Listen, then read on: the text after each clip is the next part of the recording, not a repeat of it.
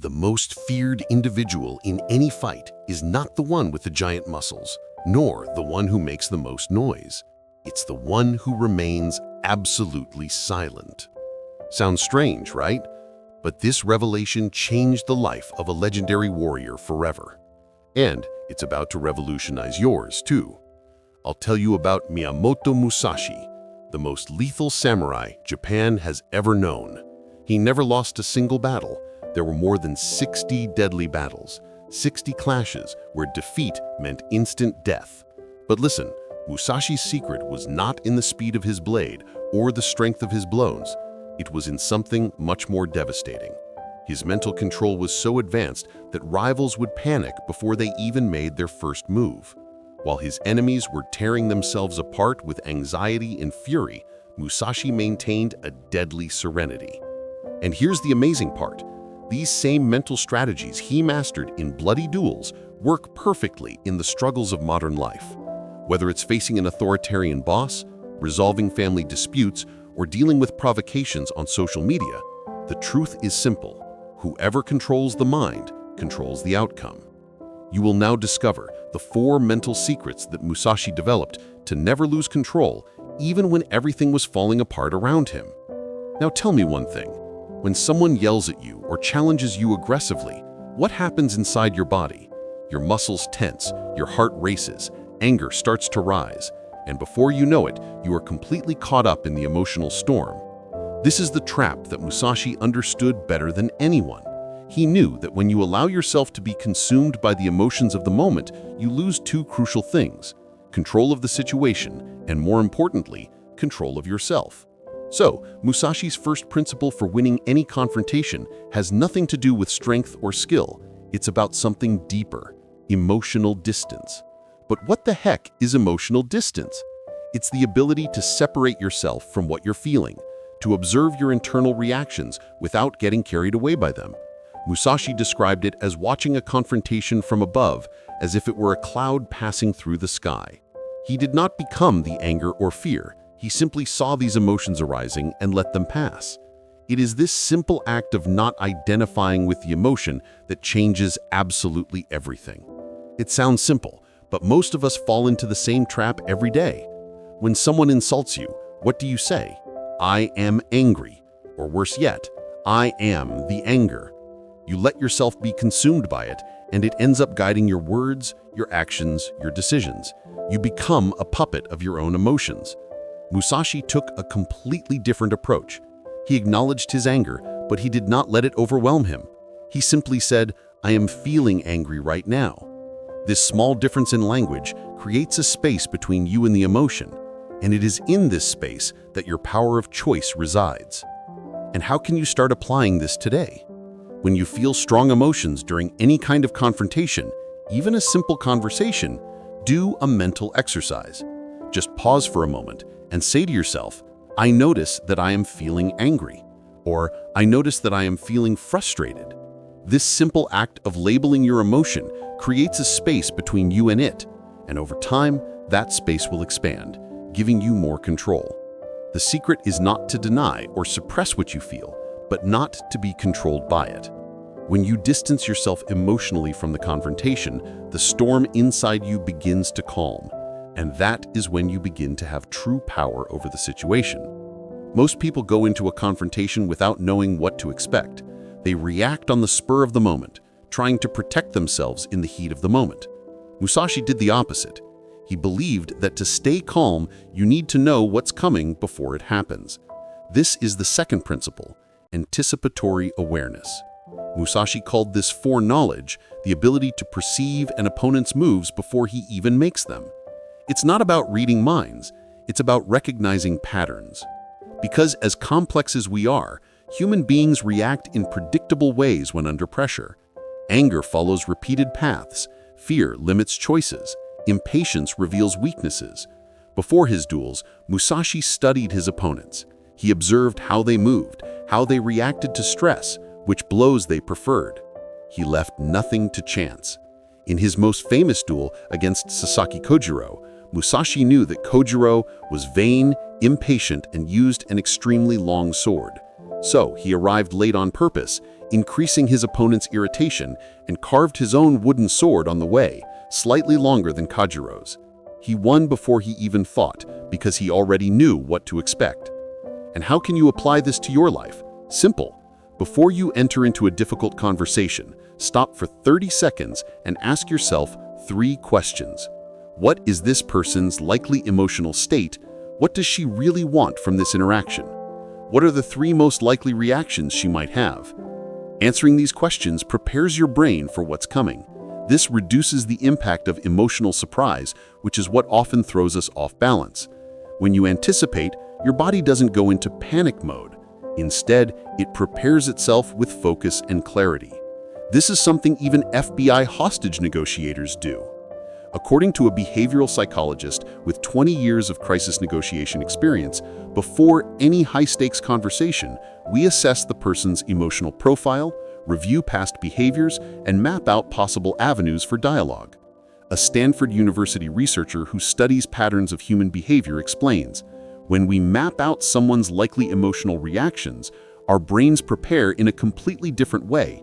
Surprises what triggers panic. This allows them to remain calm, even in the most explosive situations, while everyone around them is on the verge of collapse. Anticipating is not about controlling others. It is about knowing the territory before you step into it. The more you understand people's emotional patterns, the less you will be surprised, and the more you will remain calm. And this calm in a chaotic world is one of the greatest forms of power. Musashi knew that breathing was the bridge between the body and the mind.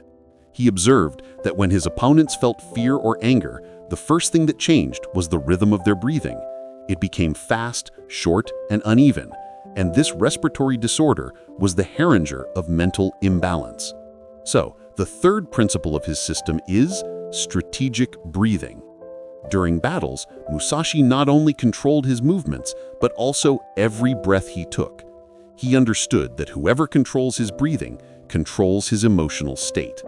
This wasn't a technicality, it was a weapon. In his training, he practiced strikes while maintaining deep rhythmic breathing, because when the body breathes calmly, the mind remains clear even in the midst of chaos. And this isn't just ancient philosophy. Modern science proves it.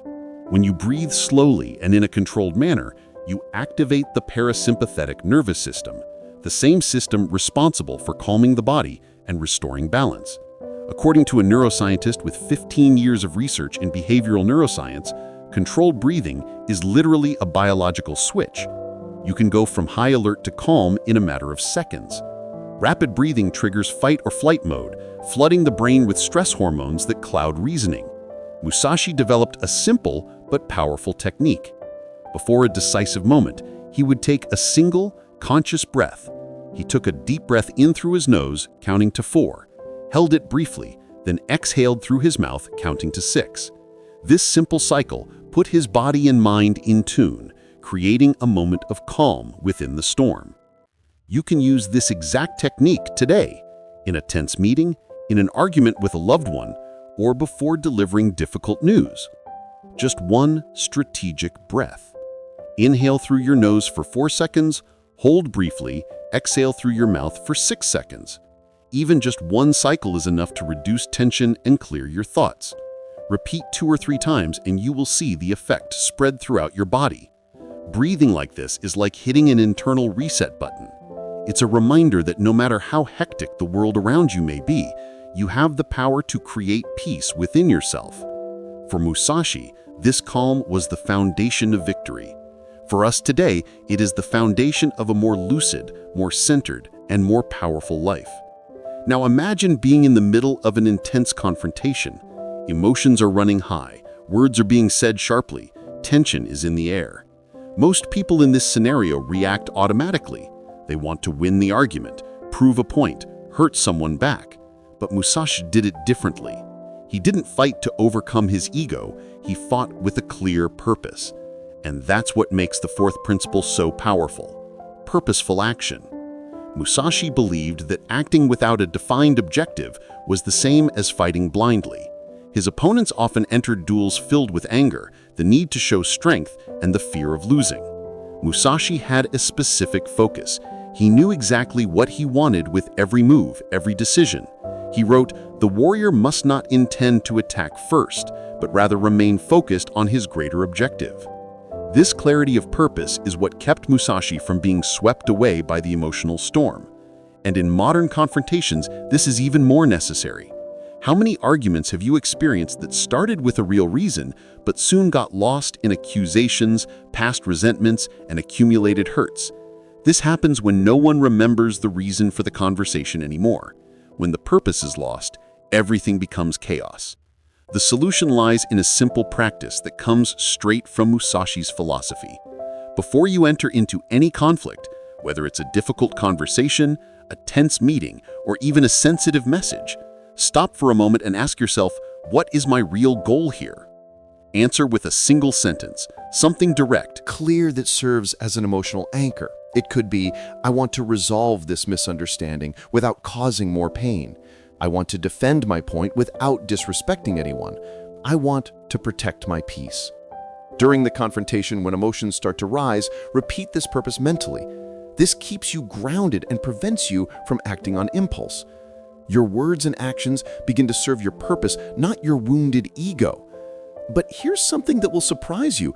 Having a clear purpose doesn't mean being cold or indifferent. In fact, it means that your emotions start working for something bigger, not against you. This focus turns any confrontation into something that can build rather than just destroy. Musashi understood this profoundly. He was not calm because he was insensitive. He was calm because he had clarity, and that clarity came from purpose. When you know what you're fighting for, you choose when to fight, and, more importantly, you choose when not to fight. True power is not in winning confrontations, it is in transcending them. Musashi discovered this centuries ago, that mastery in the art of combat was not about defeating another, but about mastering oneself. Its four principles, emotional distance, anticipatory awareness, strategic breathing, and purposeful action, are not just battle tactics. They are pathways to a more conscious, centered, and free life. Ultimately, what he taught us goes beyond the sword, conflict, or victory. It is a philosophy of life based on not clinging to fleeting emotions, on seeing the world clearly and acting with intention. It is the same teaching present in Buddhism, in the idea of non-identification with the ego, and in Taoism with the concept of wu-wei, the effortless action that flows with the natural rhythm of life. Today, we live surrounded by conflicts. Social networks, traffic, politics, relationships, everything seems to want to provoke an immediate reaction. But the truly powerful person in modern times is not the one who shouts the loudest, nor the one who hits the hardest. He is the one who remains calm while everyone else is losing control. He is the one who chooses wisely where it is worth expending his energy and where silence is the noblest response. When you begin to master these principles, you discover something curious. Many conflicts simply disappear because they only existed within you, and by transforming yourself, you change the nature of the world around you. Just like Musashi, you stop being just someone who faces battles and become someone who transcends them. This is the way, not of brute force, but of inner strength. If this message resonated with you, take a moment to take a deep breath and remember, true control does not come from force, but from awareness. And you? Are you ready for this journey? Now, tell me one thing. When someone yells at you or challenges you aggressively, what happens inside your body?